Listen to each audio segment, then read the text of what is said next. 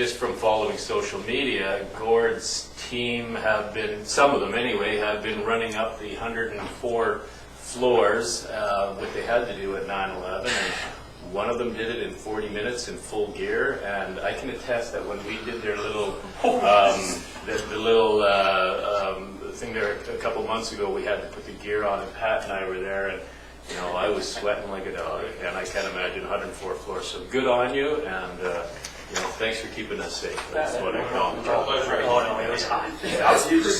So first item is call the meeting to order and the adoption of the agenda. Move. Second. Okay, all in favor? Okay, thank you. We have 3 delegations. The first one is a staff PowerPoint presentation on the draft Anderton corridor neighborhood concept plan, and that would be Marvin. Come on down. And we'll be doing a bit of a tag team today to myself and Regina. I'll be addressing more of the overview and the general concepts, and Regina will get into the actual plan itself in terms of how the different components got laid out. Yes. So the outline today is, the first thing is to introduce why we even have a draft Anderton corridor neighborhood concept plan. It's quite a mouthful, so I'll just refer to it as the concept plan from here out. Also, the general content of the initial concept plan, and then how this concept that Kim in the next presentation will also be touching on, package of ecological services, came about, and how that resulted in a revision, complete revision of the concept plan, and then go into next steps. Okay, this is an excerpt from the official community plan, and so these areas shaded are boundary extension areas. So this is area B in the OCP. That allows for future growth. It's a boundary possible future boundary extension area to allow for growth. We already have 3 parcels that have come into the town recently in the circle area down in here. So we've had recent boundary extensions. And let's see what's next. Oh, it comes up. Oh, okay. Cool. Well, behind. So I didn't set that up. So here's a little area. What's really unique about this is this area is a break in the grade that runs around through the middle of the area, with the lands to the north falling off, and they go into the Brooklyn Creek watershed. Lands to the south, they're all going down into our existing services, and that becomes critical for both our sanitary and our storm, because they're gravity fed. Essentially, you have your pipes, so you have the pipes here, they're at a much lower elevation, they go up here to service, and then they run out of grade. So this area, which includes a large portion of the recent boundary extensions we service, has to get serviced from the north, and we don't have any engineering servicing plans for that. Hence, Council directed staff to complete infrastructure servicing study for that area, which I'll now call the Anderton corridor area. In terms of that study, we already know that it's got some similarities to Northeast Comox. It's got downslope that's got ALR land. The Brooklyn Creek that runs through it supports fish habitat, and we have existing flooding primarily in the downslope ALR lands. So the stormwater study that's being done on that is using the Northeast Comox stormwater management approach to providing a stormwater system in that area. So the engineers got it, which is great, didn't involve us. And the first thing they did was said, well, what's the land use and what's the density? Because we can't give you a system until you tell us what land use and what proximate densities we're supposed to design that system to. So the planning department then created a project, the draft Anderton corridor neighborhood concept plan. So it's really a plan that's designed to be a very high level to facilitate broad servicing, a broad servicing plan.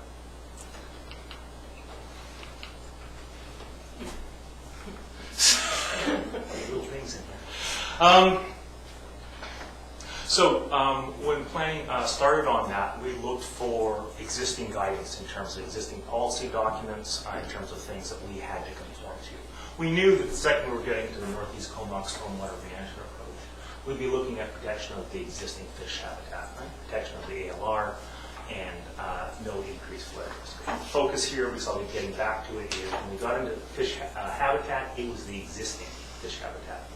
Those areas, that mid-reach of Brooklyn Creek has been heavily modified by human activity. So it's drastically different than the lower reaches of Brooklyn Creek that are currently within the town. Regional growth strategy, so it calls on those municipalities, if you're going to go into areas, take in areas for boundary extensions for development, you have to meet efficient use of land. You have to do compact growth. So we are bound by the RGS. It also has target densities, so 40% low density, 0 to 24. Your standard single family starts probably running out in the high teens. So you're starting to get into even multifamily, 24. Medium density, 24 to 74, that's 30%. So that's already multifamily. 74 above, start getting up 50, above 50, you're out of the townhouse and you're good apartment. Town OCP also, it's the existing document, a lot of the services come up from the south. So we took a look at that. It focuses on sustainability, complete communities. So the whole idea of live, work, play. Greenhouse gas reduction, central feature of it, and that is designed to attain that through transit-oriented design. To support transit, you need an average net residential density of about 38 units per hectare. And the idea beyond transit-oriented design, within walking distance, 400 meters of transit line, you would have a high density. So it would taper off, right? Have a bit of a gradient. OCP also has road network, bus routes, bicycle network, and protection of environmentally sensitive areas. So all those policies would then affect the managed in the corridor. And I believe that's that one's going.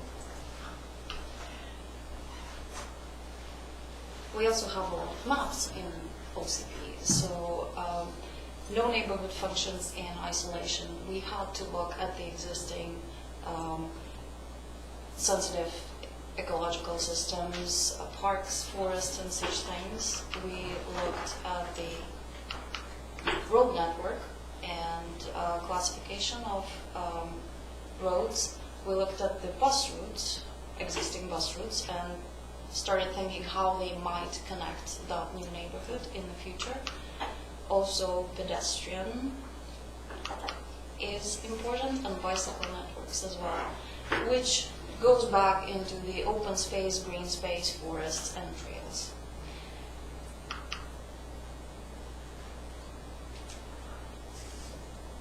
This. Okay. So, having considered all the existing constraints and fixed fixtures, we took a bird's eye view and from the top looked at what we actually have, what kind of patterns of development currently exists. And there are large single-family properties, there are large, even larger former farms or golf courses, swaths of forest.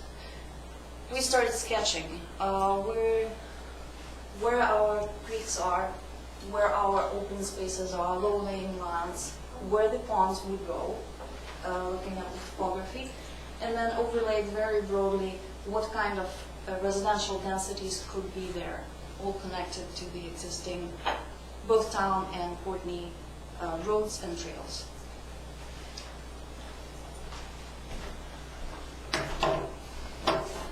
So we're just finishing that up. And then we got Tim Pringle's report on taking a look at the lower Brooklyn watershed, and he introduced this idea of the package of ecological services. And so he identified within the corridor of the lower Brooklyn Creek, there's a package of ecological services, and it refers to the combined range of uses desired by the community. Thus, a strategic plan that will support this diversity will appear worthwhile to the greatest number of interested parties. So this really hit home. I mean, here we are, there's an engineering study, planning's doing the concept plan. It hasn't gone to council. Council's going to want to take a look at it. Are they going to support it? The public is going to want to take a look at it. Are they going to support it? Last thing we want to do is spend a whole bunch of planning time and engineering time on something that then dies because it doesn't get supported.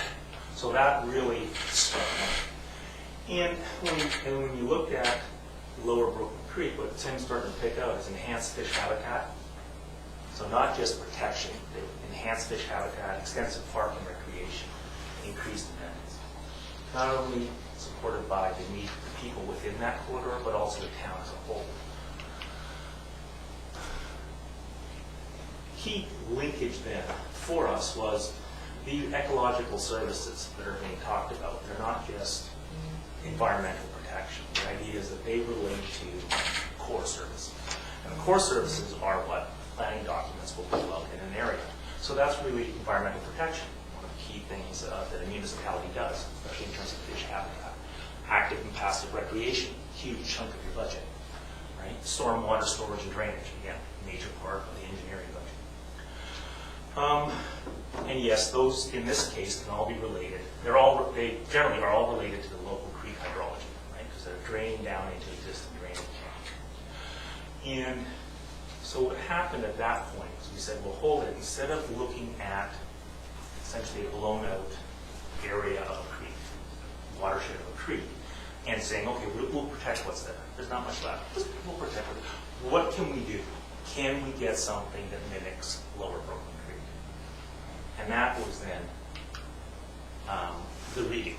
So we essentially, yes, a lot of the work that was done before was still valid, but then we did some major changes in terms of how we took a look at it. We started again with the blank open space, which is approximately 160 hectares, which is seems a lot. We can do a lot with it, neat things, complete communities, and beautiful things as well. But we cannot forget that always work with the land and water. So within that seemingly blank, large open space, we have a lot of things that are constraining us. The green bubble above is the sensitive system of former wetlands. I don't know, we don't know how much of it is left, but probably something. We have light blue truncated channels, which are seasonal. In hot pink is open ditches, all connecting to Brooklyn Creek. And to enhance all that is impossible and expensive. So the idea is to choose a channel that works best, concentrate on it, and close all the ditches, convert this to greenway open space, but also stormwater management feature. Look at the topography, obviously. We have overlay of the contour lines. Look at the soil conditions, which will be probably not so good for construction in the lower reaches here where it's wet. The green area around that one channel that we think would work is the rock. It's 30 meters both ways, and would make sense to keep all of this, or maybe even enhance it in some areas. We overlaid, then revised pond locations, which start showing us where could a major park go, where a school could go, because it's a large land, maybe we'll need a school in those circles. They are also the flattest land, most suitable for recreation, large parks, sports fields. We have existing sanitary service that's already constructed, connecting to existing road network. Anderton is the arterial. Aspen Road starts as major collector, and with the traffic study that was done for the recently incorporated properties, it was confirmed it will stay major collector. Then, so we have two parallel major roads. We will need definitely east-west connections as well, which is Edian's Way, Dryden Road, Knight Road. We will also need pedestrian connectors. People don't walk uphill. So we chose locations that work best with the ponds, green open space, but also topography. And this is the result, very high level, almost bubble diagram of all these features overlaid on each other.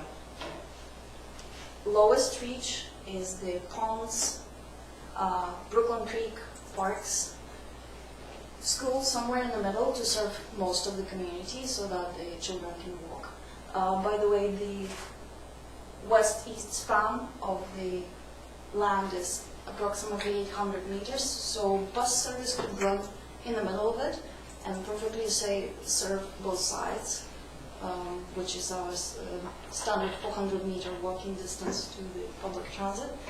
Somewhere in the middle could be a node of mixed-use commercial corner store, things like that. We also thought about possible densities, residential densities that could go there. And judging by the existing patterns of the development, we have pockets of already subdivided, relatively large single-family properties which are not farms. We don't think it will be feasible to redevelop all of them. They will see some infill, like secondary suites, coach houses, maybe one or two subdivisions, but mainly in these areas, they will stay single-family residential.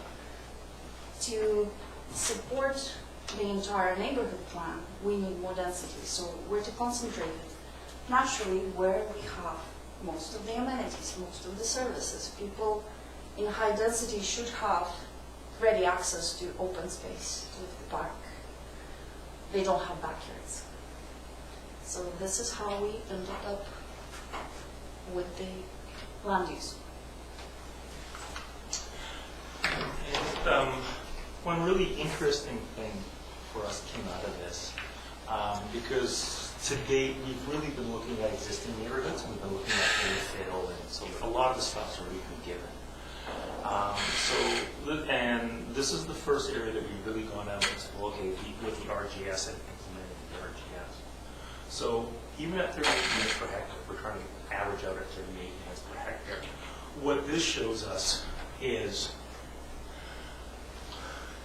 your split, your single-family, multi-family split. You're probably going to run about maximum about 40% single-family. Yes. 40% single-family, 60% multi-family. And that is partially a function of we're a relatively small community. No one's building 100-story or 10-story apartment units. We don't have that much density, high density that we can get to. Right?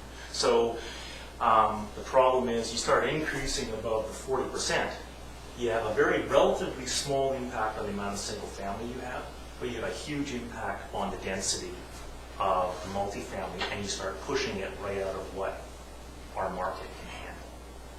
So that was very surprising. And so, I mean, the regional growth strategy applies to us, Courtney, Cumberland. I mean, so you can start seeing this more and more. Next steps: completion of the infrastructure servicing studies, then presentation of the servicing studies and a concept plan to council. In the idea of council's asked us to work in terms of the portions of the recent boundary extensions that can be serviced to the south in terms of getting them to market. So what we would then be doing is ensuring that those developments are consistent or at least compatible with the concept plan. Then it really depends on the council in terms of how council wants to roll out the concept plan, if they want to take it to an OCP amendment, they want to have further neighborhood consultation. The other thing that's going to be really interesting when it comes to you is built into this is your infrastructure gets phased. So that'll affect how you look at, or at least our analysis of future boundary extensions. The idea being you have to get the land within the area for the next phase of infrastructure, and you need a certain proportion of it to be able to fund that infrastructure. So with that, happy to take any questions. Thank you, Marvin. Any questions from council? You're off the hook.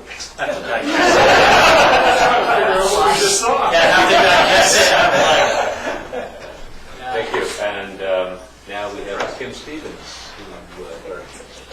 Thank Thank you, Mr. Mayor. And again, my name is Tim Stevens, as you just heard. I'm the Executive Director of the Partnership for Water Sustainability. And in fact, the town of Comox is a charter member of the partnership. In fact, so I have a good news story for you tonight. And I'm going to share it with you. And I'm going to briefly talk about it. And Mr. Mayor and members of council, most of the last, more than a decade really, this town has been on an amazing journey, and I'm saying that from the perspective of an outsider who's observing for over a long period of time. And in this latest release of a watershed case profile, we tell your story. And if you look at the inside cover, there's a dedication and an acknowledgement. I'm just going to read that to you because, you know, when I do these documents, I'm looking for the story behind the story. And to really get the story out of what local government and the collaborators are doing. And so we recognize the passion, the commitment, the perseverance over many years on the part of town staff, and in this particular case, the volunteers in the Brooklyn Creek Watershed Society. Because, you know, that collaboration and working together, and I've worked together to improve where they live. And so it's working together is making the difference. And so the Comox story, I mean, it is indeed a blueprint for what the phrase hard work of hope is. And where's the slide clicker? Or you can move it for me. You can move it for me. Thank you. Is this one right here? Right, okay. Good thing you told me that. Yes. Smooth transition there, right? So this quote by Jim Gilmore really says it all. And council and staff have been realistic. Again, this is this decade-long perspective. And, you know, they, meaning you, have recognized that the standard practice must change and have embraced forward thinking that it will allow their, i.e., your objectives to be met. And here's the list of them.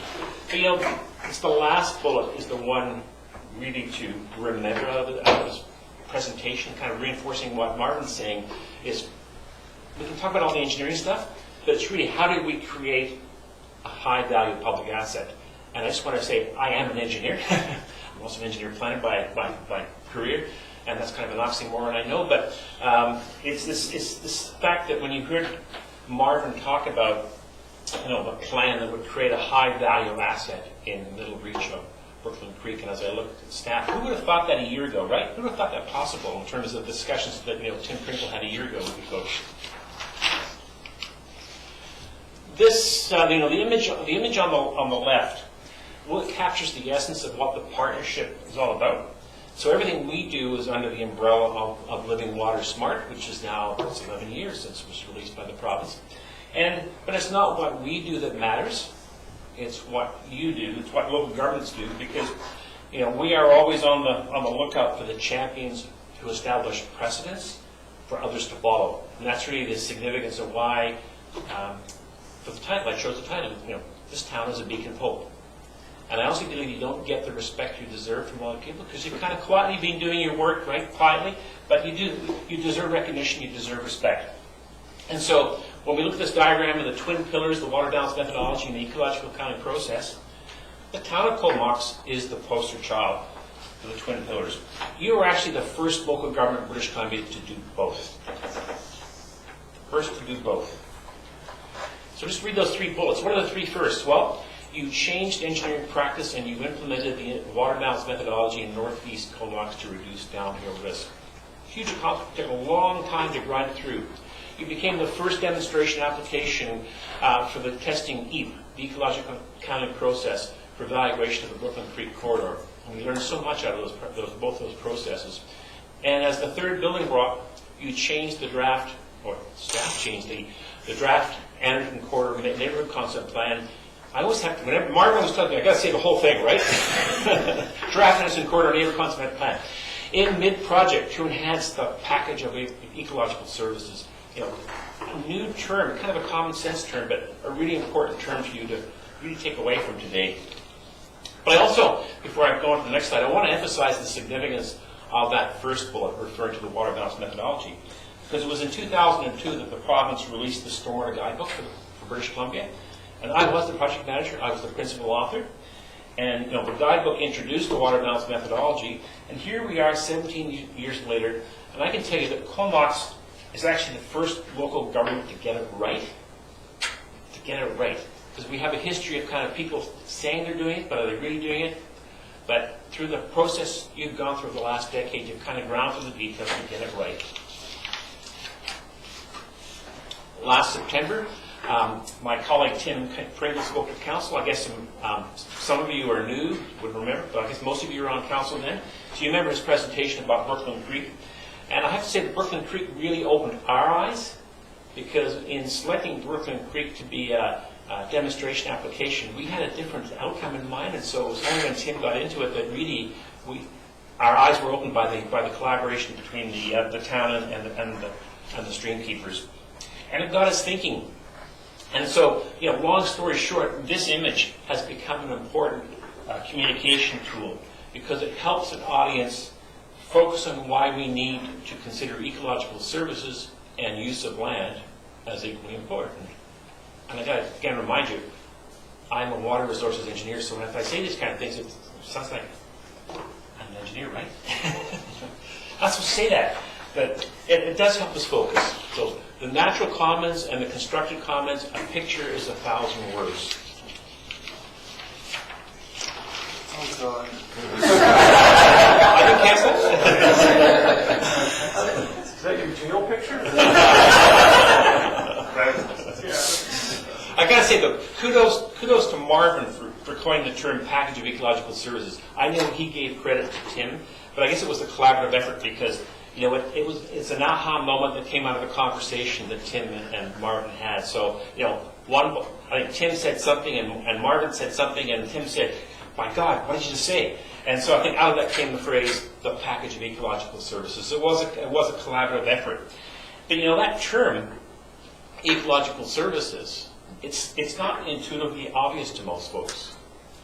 And so I think through your recent process, and with Tim and Martin together, they've made a major, and I would say profound, contribution to our collective understanding of what that phrase, ecological services, means in practice.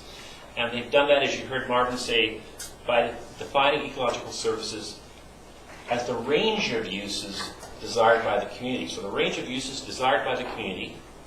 And then when you use words like drainage, recreation, habitat, it starts to make sense.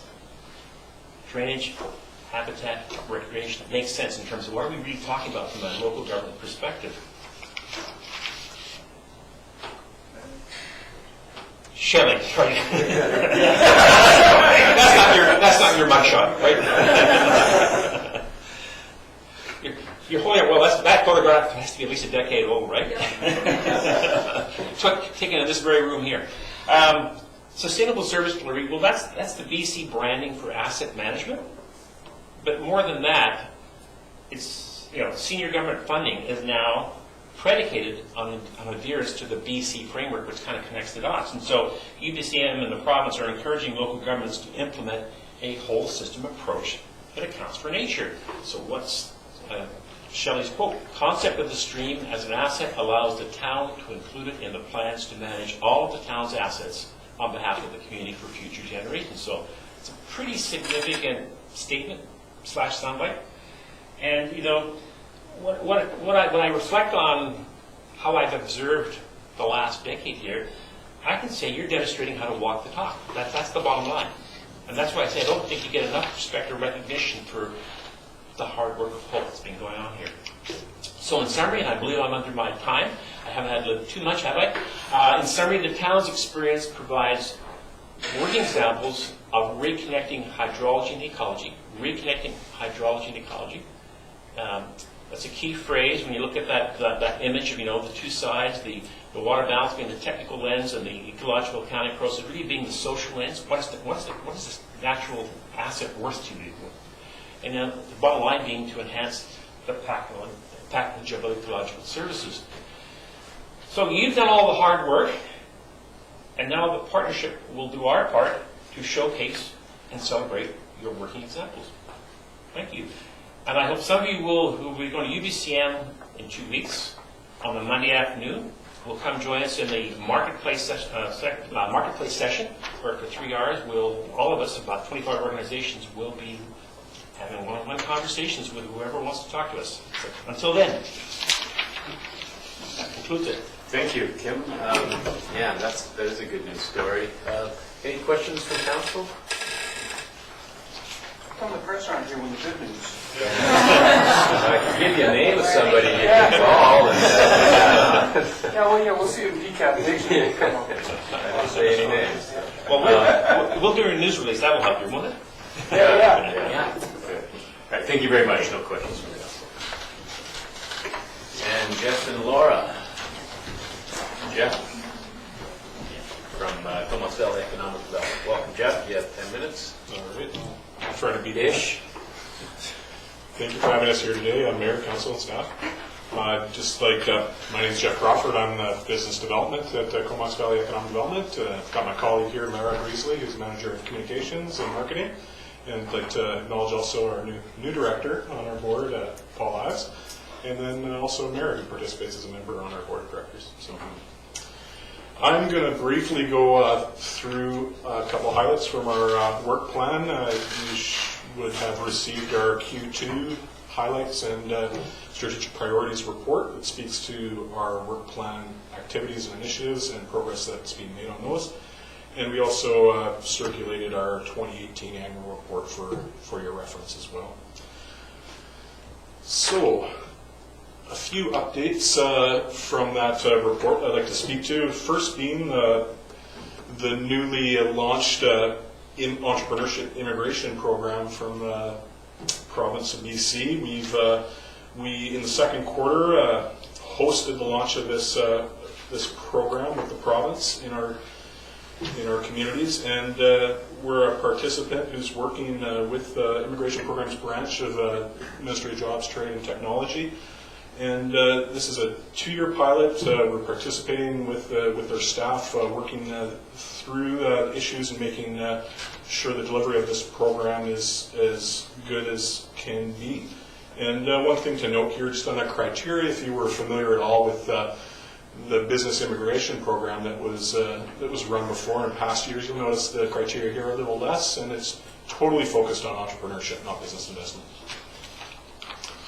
Another exciting project that we're engaged in right now is with Small Business BC. We're the first community outside of the Vancouver region that Small Business BC has partnered with on this initiative. So we've been working closely with them, and thank you very much to the town staff for supporting us with the detailed demographics that need to go into this tool. And we've also worked with the BIA on ground truthing this data to make sure it's in line with what's actually occurring in the downtown core, and we should be able to launch this a little later in the fall. They're working at pulling everything together right now, but it'll be an important tool in our tool case of items when we're working with existing business in the area and when we're working with investment and attracting it from outside of the area.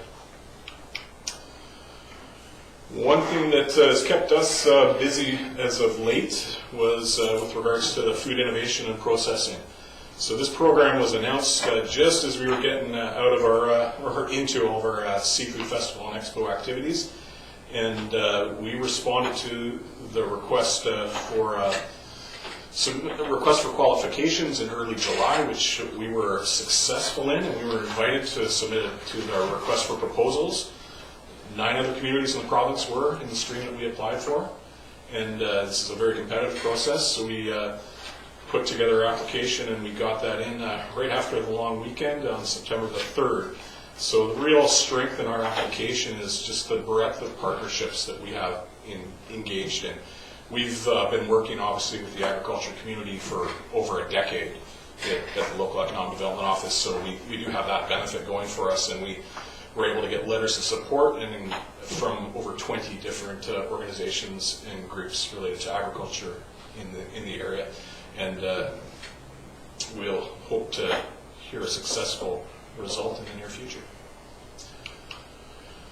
Innovate 2030, our regional strategic planning process, is ongoing. You'll note a series of engagement activities that we've been engaged in has been extensive, and I know many of you have been to either a forum or an elected officials workshop that we hosted down in the sales building or the employee housing summit. So we've got all that feedback from the sessions, and our consultant team is working right now to put together the first draft of the report, which we envision we'll see later this fall, and then following that would be coming back to the councils to make a presentation. And that's the brief update. One other thing I'd like to just say before we get into the Q&As is that October is Small Business Month, which is coming up soon.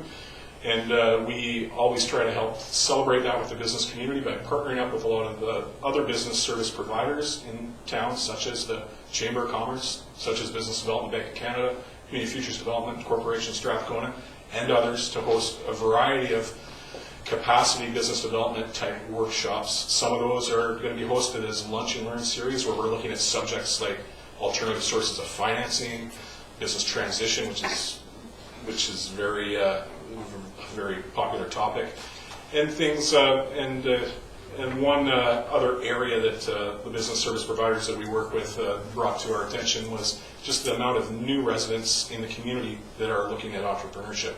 So hosting a specific session that's related to that as well.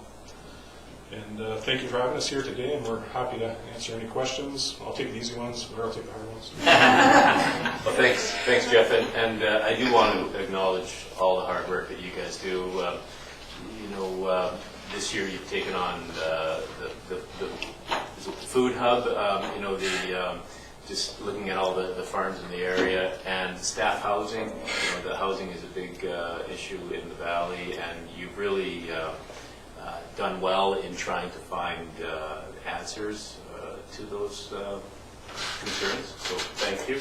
And Ken Grant has an easy question, I bet. Oh, hopefully, I don't know. I guess we have to start by reminding Mayor Ives that the committee of the whole starts at 4:15. I noticed that. Yeah, I made a note of it here. So when you're retired, it's a little easier. Yeah, you're on island time now. So on the two questions, the biz map, what kind of information would be on that that would be relevant? And the second one is, I was talking to our Warfinger last week, and he mentioned a few years back we had about 800 transient boaters coming into our marina, and this last summer about 3,500. So big change in that, but he actually pointed to the ambassador program that you guys started for us as a way to help him, because he says what happens is people come in and they want to chat, they want to know where to get a burger and beer and blah, blah, and of course he's trying to get them into the slot. So being able to use that ambassador program was a big help for him, and maybe you could just talk about that a little bit and what happened with it this year. Yeah, for sure. First question, Ken, on the BizMap data that will be profiled. This is an investment profile template type data that is specific to the downtown core area in Comox that's being pulled together. So the business license data, for example, that the town is providing, this will allow them to talk to the type of business, number of business that's in that area, but they'll also be overlaying various layers of data related to population, obviously, average income, and others. So it's intended to be very extensive, modeled after investment site selector template type profiles, and envisioned to be a very useful tool specific to business development investment. Excellent. Thanks. Second question, yeah, down to the Harbor Authority with regards to the ambassador program. Yeah, that's a great comment. The traffic increasing down there. One other thing that we engaged in with regards to the festival was the Dock Days program that was quite expanded from the previous year with a multitude of partners, and we got a lot of great feedback about that. But the ambassador program this year, numbers are fairly static. We're just looking at the initial numbers right now from the initial year. Of course, there wasn't a killer whale down the harbor, so that could impact it slightly. But I did meet recently with the executive director of the Comox BIA, and we get feedback from them as well to fit into our programming for the next year. And we did get a lot of good, positive anecdotal feedback from participants and people in the program. Great, thank you. Any other questions for Jeff? Maureen? I'm sure these will all be simple ones, but the immigration policy, is there any requirement for residency in the community? Or is it just the numbers of the investment and so on?